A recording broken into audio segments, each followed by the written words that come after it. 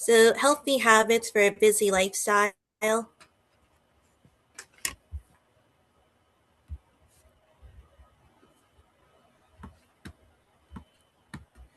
And hand hygiene is a vital way to prevent the spread of infection, can keep you generally healthy, and committing to frequent and effective hygiene.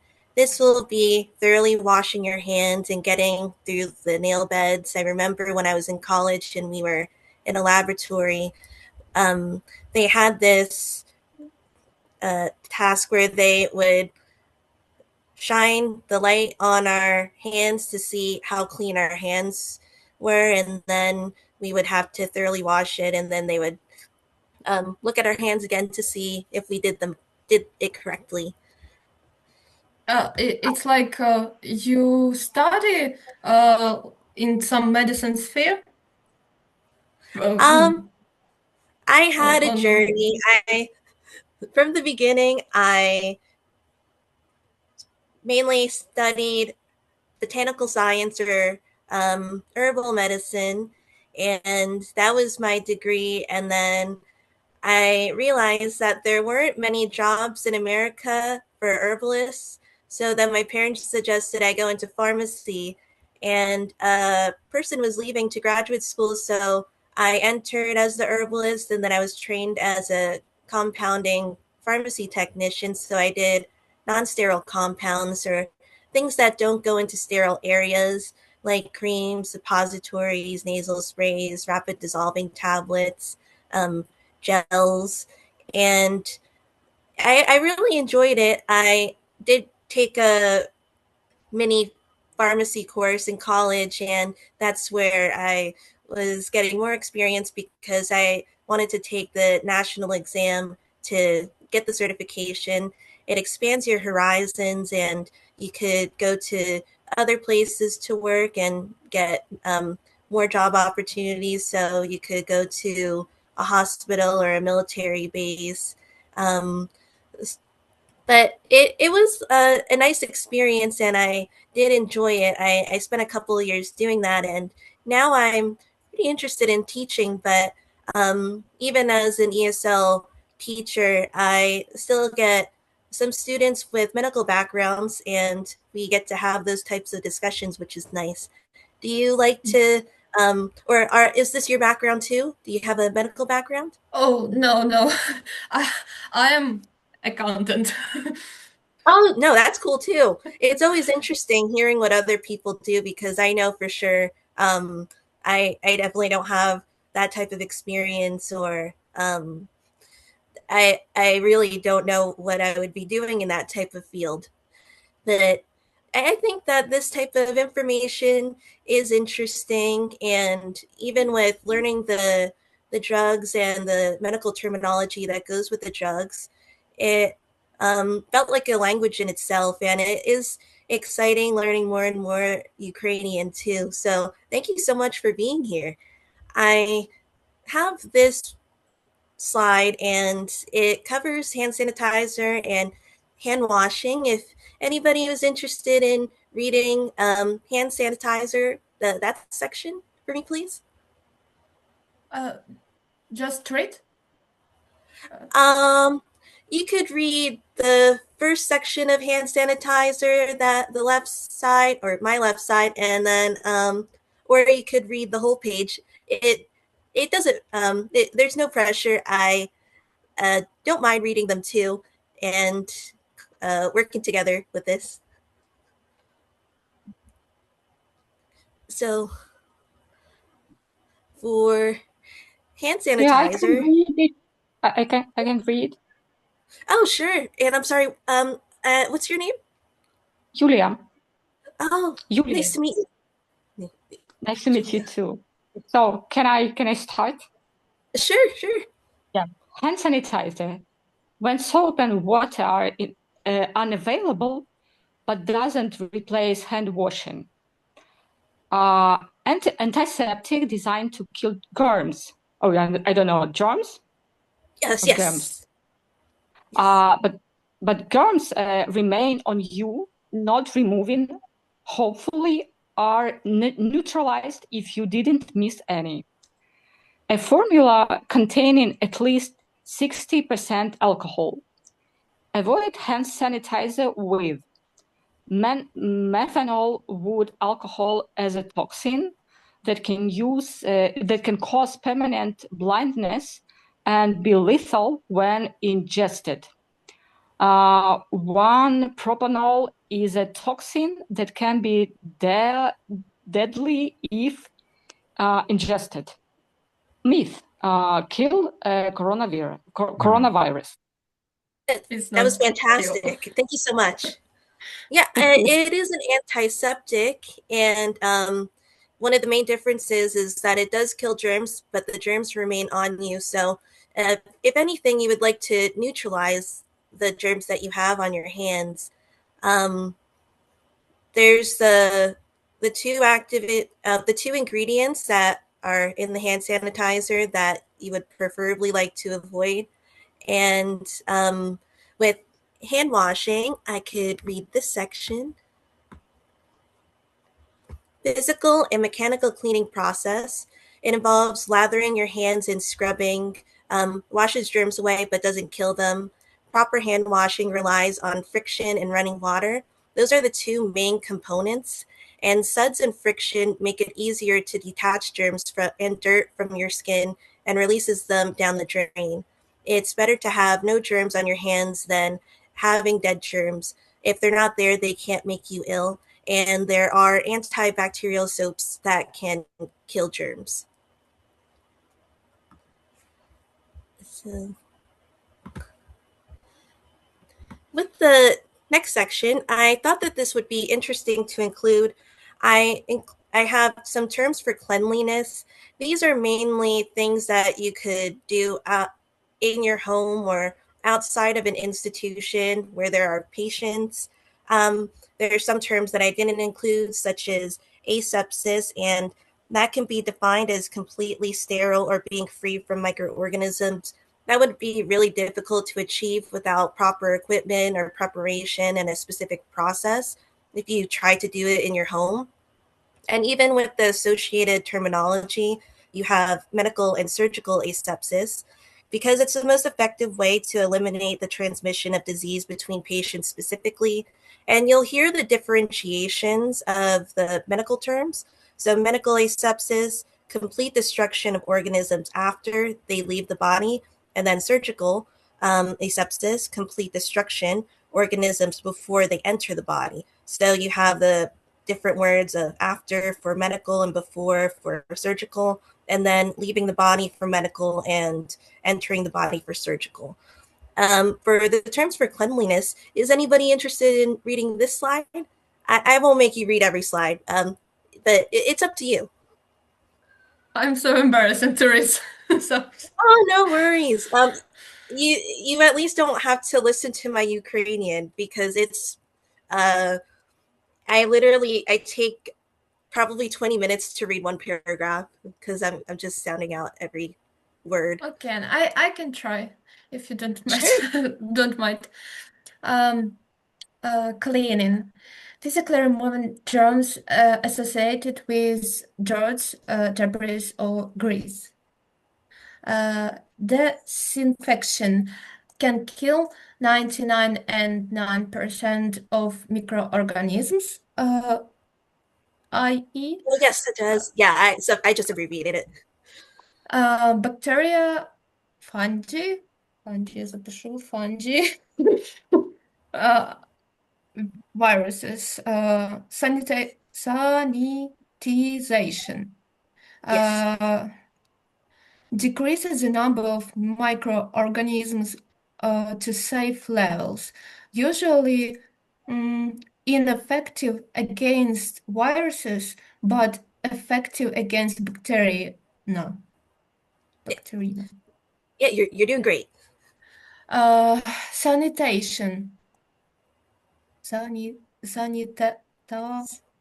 Правильно прочитала? It's right. Yeah. I, Sanitation. I I did that. I did these two terms that look really similar, and you did it correctly.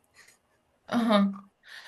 General and systemic public health measures to sustain a hygienic environment. I don't know all of this, some of these words. Um, I don't know what is mean Oh no, you did fungi. amazing. These are words that are pretty close to each other, and yet they have some variations to the terminology, and even the information that I provided here.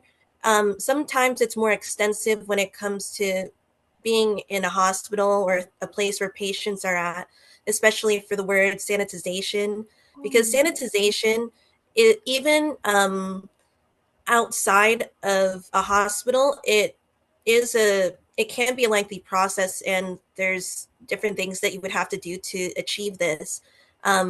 When you're in specific places, there might be equipment to help you, and different supplies that you'll have, and they'll have directions for you, because even like if there's a spill um, in a laboratory, they give you directions and the supplies on how to clean up the spill properly. So with sanitization, in a way, you can achieve it. And then sanitation is something that you would generally associate with the systemic public health measures, again, to sustain a clean environment. But you did fantastic. And when it comes to sanitization, we'll see the viruses versus it being able to help with bacteria. So ineffective against viruses, and then with disinfecting, it can help with viruses. So this question is, what items or places would you like to be consistently clean? And some examples are dishes, your cell phone, and your bathroom.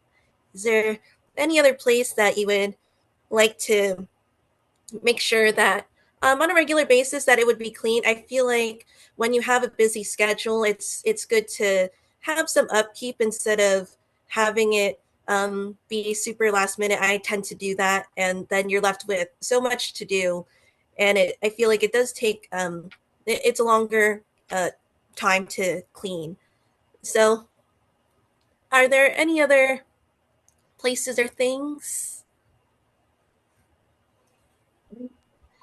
I would say like your remote control. I'm not sure how many people watch TV these days like that, or even your laptop, keyboard, your mouse, just making sure, Yeah. um, because generally it when you're in certain places or you're touching things a lot, it things can linger there. And I remember there was one colleague of mine, every time she entered the room, whenever she sat somewhere, she would just clean or like wipe the table down where she was sitting down. And I thought that was interesting. Um, Definitely a good thing that you could do. And maybe my bedroom, I would say. So these would just be some things that you might want to see. Oh, and then in the US, I'm not sure if other countries do this, where they have wipes next to the carts when they're going grocery shopping. Is that Especially, something that you? Oh, yeah. especially I think also the handles need sanitizer or, or Yeah, deep cleaning. absolutely. Yeah. Yeah. Um, so I'm gonna go into the next slide. Adrienne, one moment, please. Yulia wanted to say something. Oh yeah, Yeah, yeah, just definitely. yeah. I don't want to interfere. I just want to add that I used to wash floor in the corridor Mm-hmm. while we were sleeping there. I use it. I used to wash it every day. Now, Yeah. now I don't. Fortunately. Well, I mean, I think like it's a nice practice, and if you can do it here and there, I think with there's different types of consistency, or it kind of is associated with the practice of exercising, consistently exercising, and some people might think that like oh, I didn't get my 30 minutes in today or my 60, 90 minutes. And because of that, maybe I shouldn't even do it. But sometimes, like, if you do it here and there, or there's a time where you have like 5 minutes to put something away or to wipe something down. Of course, it's better than nothing. And I'm sure right now you cleaned it so much, and I'm sure it's a clean environment. But thank you so much. We have this other section, and I'm sorry, I'm not sure. I'm not getting any notifications for if anybody is interested in saying anything to me. I'm sorry about that. Um, if anybody would like to say something to me, feel free. I don't mind being somebody saying something while I'm talking. Um, this is a different section, and I wanted to include this study. It's adults who have a healthy breakfast do better at work, while kids who have a morning meal score higher on tests. Now, I feel like there could be different factors, what they're eating or what they're doing, or the jobs that they're completing, how they are at work, maybe even personality too. So I feel like this is a nice generalization. It didn't go into too much detail when I was looking at the information, but I thought I would include it just food for thought.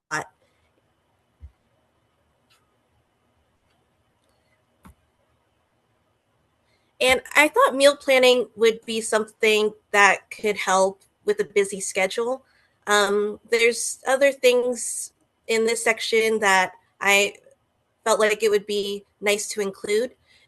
Is anybody interested in reading this slide for me, please? Maybe. Sure. Можно? Can I? Or maybe Diana? No, no, I'm Oh, I'm just watching, no problem. Well, I'm watching and listening. You can practice. Okay. Okay. Planning meals can save money and time in the long run. Make time to plan. Meal preparing keeps you in control. Know when you are eating. Uh, Easy to skip unhealthy snacks. Uh, what goals do you have? Lose weight, add protein or vitamins, cut back, cut back on sugar, fat, or carbs. Oh, and understand. yeah. And your reading is beautiful. So I feel like you're doing extremely well. Thank you. I I feel like to an extent I do this. I try to make maybe a larger meal and it's on the healthier side ish. So I am able to have it for more than one and I could portion it out. And some people have containers that they put um, they portion it to make sure that they're not overeating or not under eating. I feel like maybe eating there's a percentage of maybe eating until or before you feel the feeling of getting full, and it could be reading your body because it might be a sign that your body is telling you that if you keep eating, I'm not going to be able to metabolize the food fast enough as quickly as you're eating it. So it might be things to keep in mind. And again, it's on an individual basis. It's what you feel is right to you. People have different body types. And even with the dietary restrictions or certain ways that they're eating, it's definitely subjective too. So there could also be different allergies go with the types of diets, um, and even the different ways of life that each one of us has. So I have two sections that include food. I'm going to read it because it's pretty lengthy here.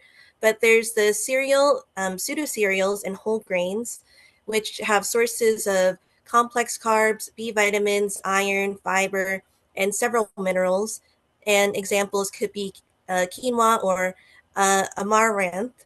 And then there's the barley section. I didn't include it in the whole grain section I have in parentheses depends on how it's processed, because there's a way that you define what a whole grain is, and there's different preparations for barley. So there's the beta glucan, soluble fiber, um, and we talk about whether something is soluble and insoluble, and it's really associated to how it's digested or how it doesn't really digest, and it could lead to maybe symptoms of constipation. So, can help lower LDL cholesterol, and high fiber, again with soluble and insoluble, can help regulate your digestion, gut bacterial health, because there are healthy bacteria that's associated with their digestive system, and increasing satiety. And satiation is like a phenomena that's pretty common nowadays. Being full, managing your weight. I think that it's something that is really um, it, it's something that maybe we keep in mind. I was just doing a presentation a couple weeks ago on potatoes, and I know it's specific. Potatoes usually associated with obesity, and yet if you use it in moderation or you eat it in moderation, it's great for satiation. And even when you're eating it with leafy greens, it can help with the digestion of those potatoes and slowing down the process, so the carbohydrates don't get you as quickly. Um, maybe Victoria, maybe she has seen that presentation, or remembers it. So there's the nutrient dense with B vitamins, potassium. Again, going back to potatoes, um, a lot of times we think that, maybe even me, that bananas would be high in potassium, and they are. Potatoes also have that too, and there's different variations of them. So there's magnesium and iron. Other sections, this one is fruits and vegetables can increase the nutrient intake, and these leafy greens, the examples are kale, spinach, watercress, and mustard greens, are high in iron and in calcium. And I felt like I would include water in here. Staying hydrated and may help you lose weight, can be flavored with lemon, orange, cucumber, and watermelon. Sugary drinks are linked to obesity and type 2 diabetes. I really feel like that type of information is closely linked to the US drinks. I know that there's some things that we have here that are not allowed to be sold in other countries because of the high sugar content. One of those drinks would be Mountain Dew, and I could see why other countries wouldn't want to have that. So there's from a vegan pantry, and I felt like maybe it would be nice to include it. Of course, there are the foods that were in the previous slide that a vegan could eat, but I felt like these are things that um, really are a part of the vegan diet that are helpful, because there's some things that are lacking, especially with deficiencies. I'm going to talk about a deficiency in the next slide. So there's the sprouted and fermented plant foods. Some examples are sauerkraut, pickles, kombucha, etc. Often contain vitamin K2 and probiotics, can help improve mineral absorption and sometimes increase nutrient absorption. There's the nutritional yeast. I feel like this is one of the more popular ones that even people that aren't vegans know of. And it's a way to add protein while adding cheesy flavor. And sometimes, like, I see these vegan videos, and I do some vegan recipes, but not as many, where you could just top off your food and it would be um, another flavor on top of the food that you have, and adding some nutritional value to it too. We're going to talk about fortification or fortified foods, but B12 fortified variety available. And I was making veroniki at some point, and I usually make the potato and onion. I decided to try to make this vegan cheese version because I went to this restaurant and they had this and I fell in love with it. I was trying, well, it's been years and I've been trying to find out what the secret sauce is, what the recipe is. I haven't figured it out, but I made some form of it. I thought it was delicious, but I'm still on my journey to see exactly what they could have done.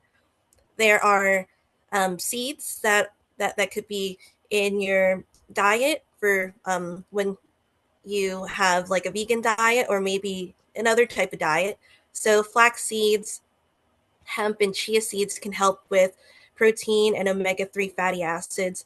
I really do feel like with at least the experience with flax in general, even with the idea of spinning flax, I do have a couple of spinning wheels in this house, and um, it's a type of process where you have to be quick with it because it has such a like slick, slippery type of feeling to it where it can be hard to manage when you're spinning that type of fiber. And then there's nuts and nut butter. That was another thing that I added to the filling. And unroasted and unblanched nuts are great for vitamin E, iron, fiber, zinc, magnesium, and selenium. So I use cashews, and you can even see recipes to make a sauce with the cashews because it does add that flavor and it does add texture. I feel like when you add nuts to your meals, it's extremely it makes you extremely full at such a quick amount of time. I feel like I would eat maybe a quarter of what I would normally eat for a regular meal. And I think it's fantastic to have if there's a meal that you're interested in trying and or maybe incorporating it into. So this section is the B12 section, known as cobalamin or cyanocobalamin in some cases, a water-soluble nutrient, mainly found in an animal-sourced food. And some examples are meat, fish, dairy products, eggs. They can help with red blood cell development, brain function, and maintaining nerves. And there's a high risk of B12 deficiency for some diets, including veganism. And you might see some of the symptoms quickly than others. But I would definitely say, well, I could see why you would want to have or definitely have B12 in your diet. So, must take supplements or fortified food with B12.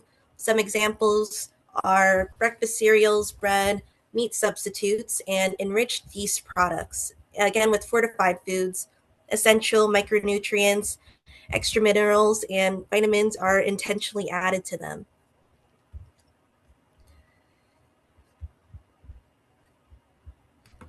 And I'm not sure if anybody is interested in meal boxes. I've actually never tried one myself, but it could be a possibility or a possible alternative subscription meal boxes. Um, is Has anybody seen any brands lately out there that have these things? They may have different meal choices, and then some of them they specialize in different types of diets too. I think that it could be something where you could choose healthier choices because there's a variety of things that, well, different types of meals that you could have, pre-measured ingredients, cooking instructions, portion control, doesn't bake or cook long and tasty dinners. Another thing is that it saves you time because you're not picking produce or things from a grocery store and you don't have to go to a grocery store to get them. So I would say it's not the cheapest alternative, but um, I hear a lot of people are satisfied with their subscription meal boxes too. And maybe if cooking or baking isn't something that you're necessarily interested in, it could also be something a benefit for you too, because you could have restaurant quality in your home. Um, or even high expectations, like you have a refined palate and you like excellent tasting food, I feel like this could also be something that you could choose. And sometimes you get fast food or drive through, because in a busy lifestyle, sometimes it just happens. Or maybe you're just in the mood to go to a, a place that sells your favorite. I'm thinking American, like your favorite burger, but I'm not too sure We what have other type of Puzata fast. Hata. Okay, sorry. So if you like fast food, and I know sometimes I'm in the mood for fast food, you could still keep in mind certain things, and of course, it could be a treat day for you too. Um, but there's like again with consistency, some days you're gonna do certain things, and other days it might be a treat for you. So, going places where you can customize and make healthy adjustments, and maybe getting extra vegetables, whole wheat bread, and no creamy sauces, and considerations. Avoid fried food. There's different sizes, so maybe getting one of the smaller sizes. I cover grilled chicken in another section further down in this presentation, but the grilled chicken breasts lower in saturated fat than a burger, and substitutes for sugary drinks, water, unsweetened tea or drink, and then fat free or low fat milk.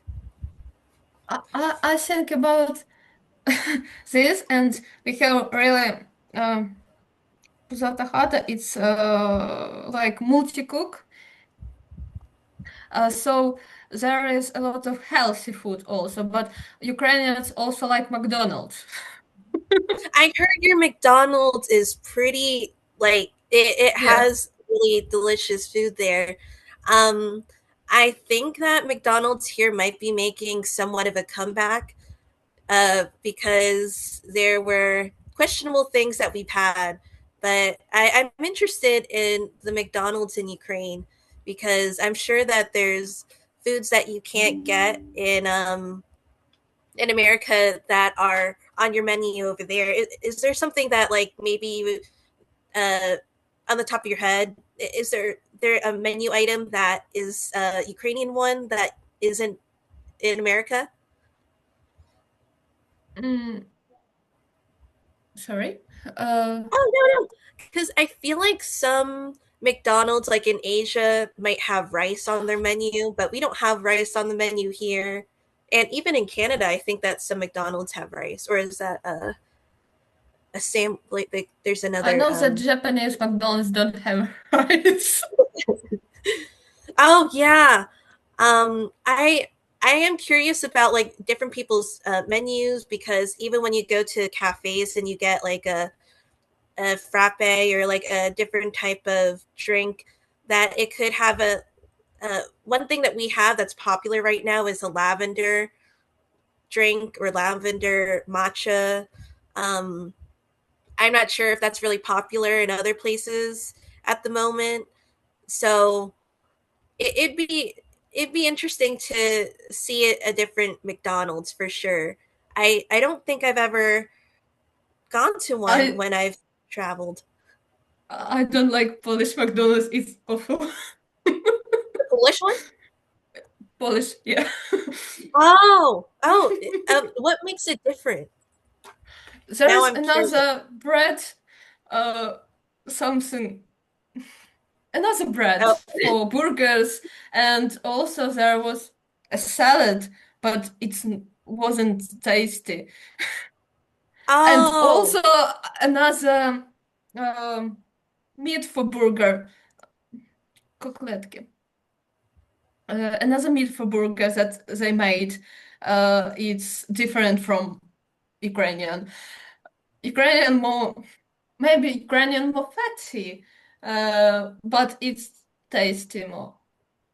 yeah. I heard the ingredients are natural, more natural than they are in America for sure, because we do have questionable labels on our food saying this contains real butter, or this contains real of something else, real sugar, And then the thought of it is, if it's not real butter, then what is it?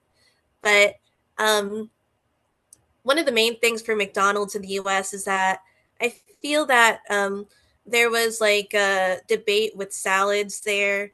It was, if you're looking at the calorie count, it was more calories than some of the burgers on the menu, which was surprising to me.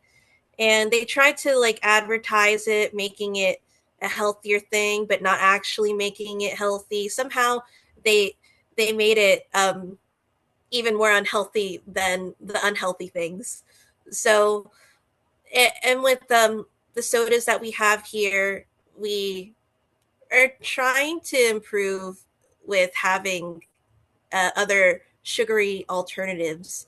But I'm going to look at the Polish McDonald's after this. Thank you. Okay. You're We welcome. have a different section, and there's the tips for workout routines. Uh, these can be maybe practical things, so goals and progress. Manageable goals and tracking progress can help with motivation. There's the schedule. You can plan the workouts ahead of time and even prepare clothes the night before. I saw something interesting where it's like wear what you want. Some people, they just put whatever they want, and that's completely okay as long as they want to work out in that. And other people, I feel like myself, I just want to get a cool outfit. I want to have a cool water bottle. I feel like that excites me. And once I spend that money and then I finally get to go to the gym maybe a day or a week later after finally deciding, I'm motivated to work out. There's another aspect with an accountable workout person. I had to adjust that, but a partner and or family member that can also make going to the gym enjoyable. And I feel like this is important for those um, who maybe have other hobbies or other interests aside from exercising. And I can definitely see where that comes from. And then there's the consistency and flexibility. Missed workouts are normal and shouldn't be stressed over or deter you from future workouts.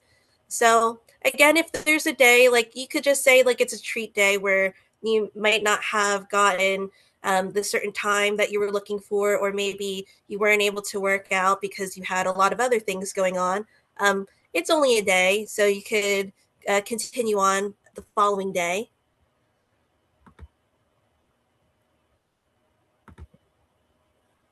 And what can hold the person back, again with the myth of a workout only counts if it's a certain amount of time, such as 60 to 90 minutes, and some busy exercises, walking the dog, using the stairs, or walking around the work building.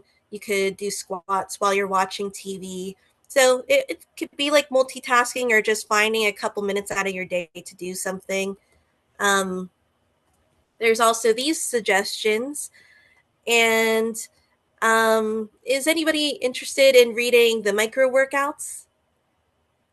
Maybe Victoria. Victoria. Well, Thank you. okay. Yeah, hi. So micro workouts, prioritizing consistency rather than duration of time to see results. For example, taking 30 minutes and breaking it down into 10-minute workouts, like quick jog in the morning, walk around during a lunch break, and evening bodyweight exercises. Thank you so much. That sounded amazing, and nice to have you here, and nice to see you again. That's one suggestion, and I'm also a person that uh, doesn't really do fancy things when they work out. I see something on YouTube and I'm like, that looks about right, and it feels like it's covering the right places that I'm trying to work out. So let me try that. So doing some of this research was interesting for me too. There's the high intensity interval training, or HIIT, alternating short, intense bursts of exercise, and that would be 80 to 90% max heart rate with brief recovery periods. It has the afterburn effect, or offsets or triggers excess post exercise oxygen consumption, or EPOC, which allows the body to continue to burn calories after you finish sweating. And then you don't have to travel or have any equipment for this. So it also saves you money in that, or money and time in that way too.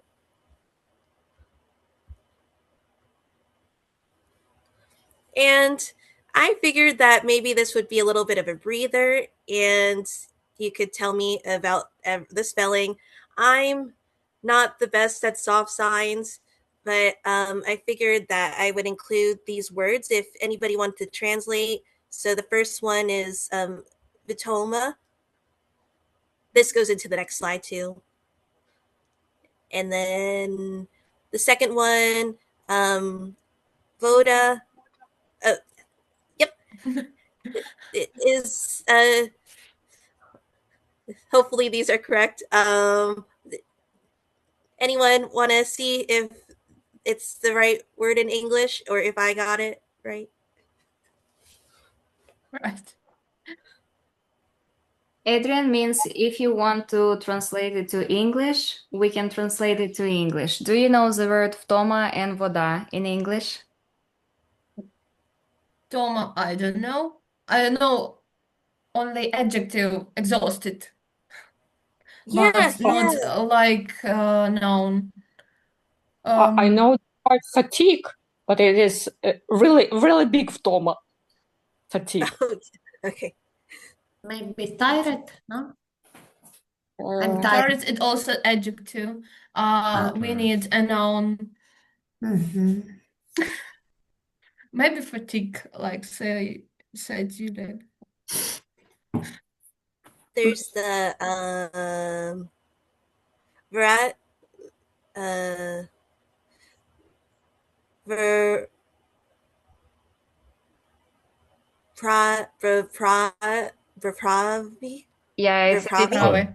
it's a difficult one because it has several Right. consonants together. So yeah, Yeah. it's вправо. You were very good. Thank you. And Exercises. then Just Yachimin Yachim Yachmin. uh Yasmin. Yachim. Okay. Yasmin. Is that word what's that in English? it's barley. Barley. Barley. So, oh, hi. Yes, we did cover that earlier with the different food examples. Hello. And then he here Yena. So sorry. Yeah, no. Uh, it's As you like the mentioned, same yes, hygiene. hygiene. Hygiene. Yes. Hygiene. So thank you for the group effort on that on this slide. Yes, everything that I hoped would be there is there. So we're going into fatigue, and fatigue may cause less energy, slower reaction times, reduced accuracy. Inattention could be absent mindedness, communication problems, and lapse in memory or momentary forgetfulness. And for the lapse in memory, it could be a generalization because there's different levels of lapses. And it can also be determined by how much fatigue you have, the type of fatigue, and how it comes about, what it's caused by. So, different factors with this one. And then you have poultry and seafood because I'm going a little bit back to the food part of it. We have grilled chicken and salmon here.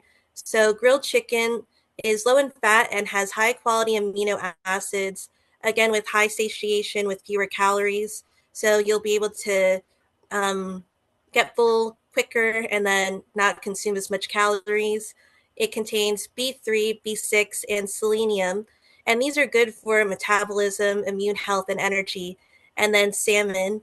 There's multifaceted things that come with the foods mentioned, but they are generally helpful. And mentioning grilled chicken being associated with energy tends to be a food that a lot of people go for when they're working out. but for salmon, the EPA and DHA can reduce inflammation, heart disease risk, and lower blood pressure.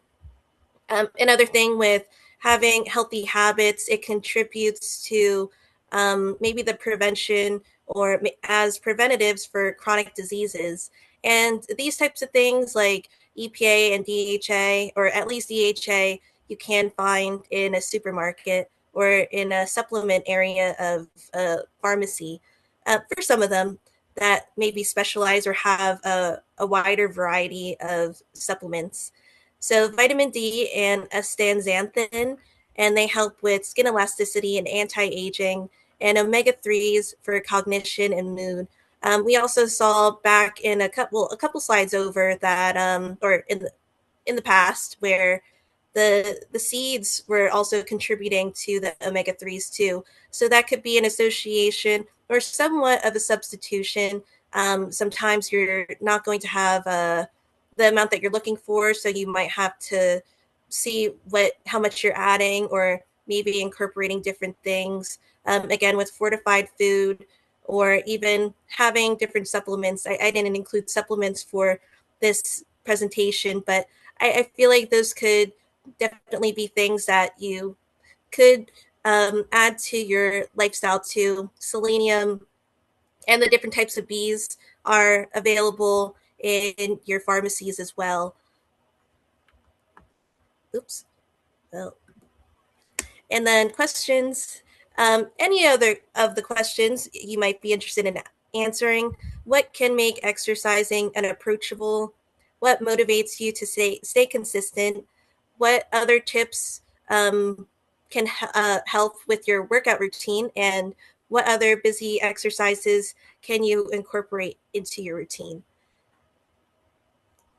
Because I know that a lot of you guys tend to be busy, and it's nice to fit a workout here and there, and um, it's hard after the end of the day, and maybe you just want to relax.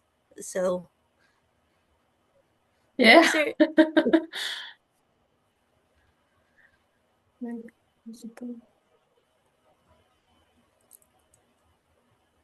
What does mean stay consistent? Типу впевнений? Oh yeah. So maybe like with consistency, making sure that even if you miss a day, you'll still go back to it, and it becomes maybe a part of your lifestyle where it's not something that you do here and there. It's something that you could do pretty frequently. And I say frequently loosely. It could be maybe three or two times a week, but it's better than nothing. And you're adding it, and I feel like the effort is there. So it's something to be happy about, because sometimes your schedule is just so busy. So I feel like with making exercising unapproachable, with me, I don't know how a lot of equipment works at the gym. And so that's one of the things, even though there's directions there, I was kind of interested in doing different types of weightlifting. But I think at some point I would like to get a personal trainer for accountability, and to actually show me. So I feel like I don't look like I really don't know what I'm doing when there's lots of people around me. And Yeah. and that goes for like jogging too. Jogging outside, I feel a little awkward. I'm not an athletic person necessarily, so I try to see what other exercises would be more to my taste, or something that I enjoy doing. I feel like ice skating would be nice because I like cold weather and I can skate, and it's not too much of an intense workout. Are there any workouts that anyone's particularly interested in, or like they like to do, maybe biking, or someone's going to the you're going to the mountains. Do you like to hike, Uh, or like I caves? like yesterday or yesterday. Last summer, I was at mountains in summer at first in my life, and we hiked into the Parashka mountain, and it was incredible. I like it so much. And also, I like biking? No, Yeah, skiing. biking. Yeah. Bike. Cycling? Oh, Yes, cycling. Да, я шукала це слово в своїй голові. Sorry. yeah. Um, Those are fantastic. And hiking, you could definitely work out a lot of different parts of your body. And I don't know much about hiking, or like I don't. I went to school for herbal studies, but I don't really go outside that often. I like outdoors in theory, and I study. But thank you so much. Yeah, that I think cycling is a fun thing too. yeah. And then just shifting the mindset, we have perceiving exercise as something we have to do can make it feel like a chore rather than an investment. By shifting the mindset to get to do, we can see exercise as more rewarding. Strengthening and moving our bodies is a privilege that not everyone has. It's not just about living longer, it's about living better. I thought that was like a interesting thing that I was reading about, and I feel like it does give a different perspective, and um, making exercising something to look forward to instead of forcing myself to do it. And with what you like to do, like the different types of hobbies and exercises, it goes a long way because it'll help with your consistency, and it'll be something that you'll look forward to instead of maybe doing something that is uh, opposite of your personality.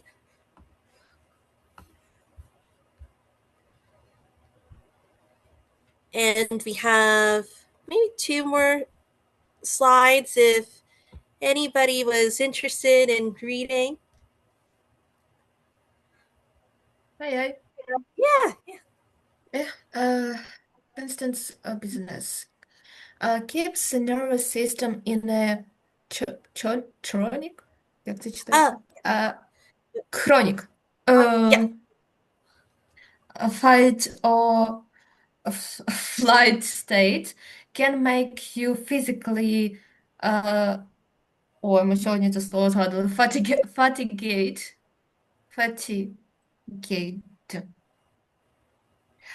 Develop anxiety, lead to burnout.